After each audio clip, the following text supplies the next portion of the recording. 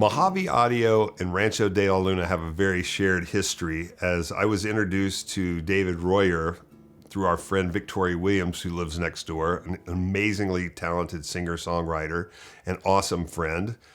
And she told me that she had a friend that was making microphones. And the next thing we knew, Dave Royer showed up on his motorcycle with cut-off shorts, no shirt, and motorcycle boots. And he had in his hand a very beat-up prototype of the Royer Ribbon 121 and told us that we should try it out, and if we liked it, we could purchase it from him.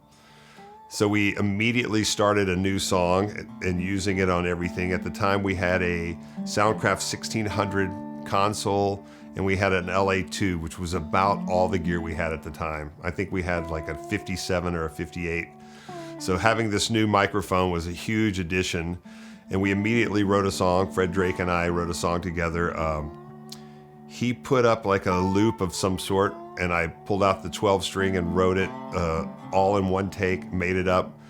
He added drums, which we had one channel with the 121 into the LA2. Then we laid down some bass. He laid down some percussion.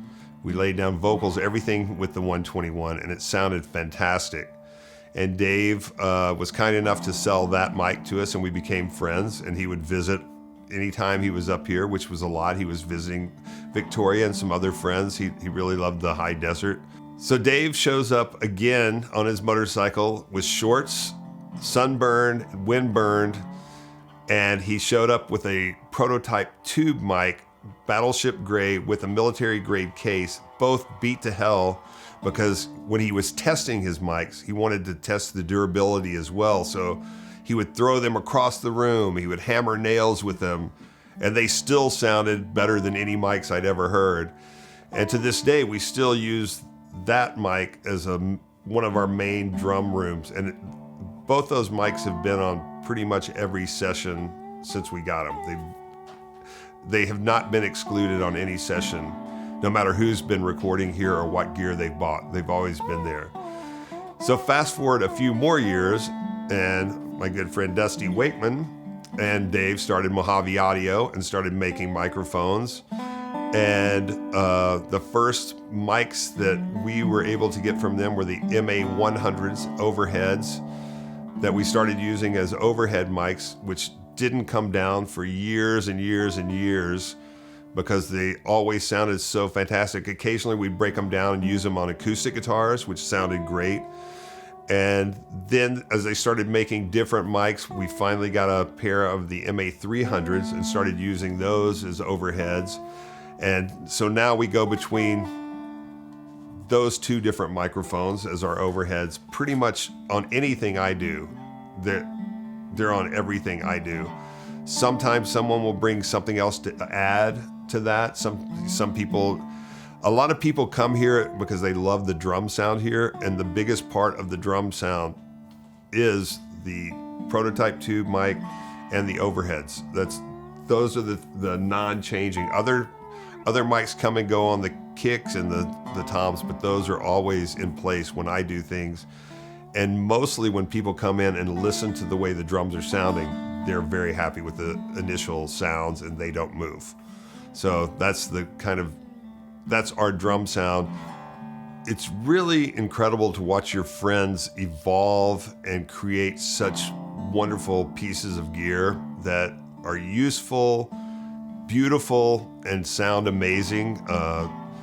We've been lucky enough to have the MA37 here for a while. We've been using it a lot we're making an album to celebrate 30 years here, and we have a lot of really amazing singers here, and that microphone has been incredibly useful. It really works with almost everyone. As you know, the depth and scope of it is incredible. The richness,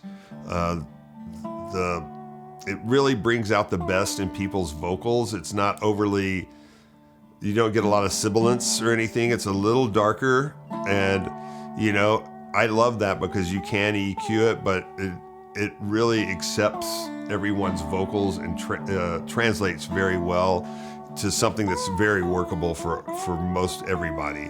had great success on acoustic guitars as well. I really like the fullness that we're getting out of. I have a couple of older Yamahas that are smaller bodies that sound amazing with it. It really translates well. It's really fun to introduce people to the MA37 because everyone loves it, first of all. And it's great because everyone that works here is, if they've worked here more than once, they know what I use for the sounds. And it is a lot of Mojave Audio gear. So it's a welcome to have all this cool gear in with all the other stuff that, you know, is here.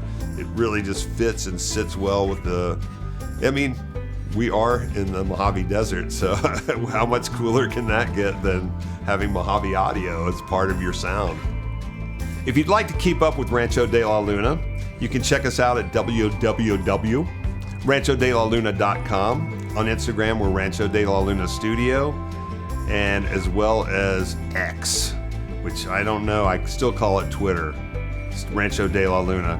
And we'll keep you informed as to what we're up to. And I want to thank Mojave Audio for having us. It's an honor to know such great people in such a magnificent company that make some of my very favorite things that we use to record here and have for years.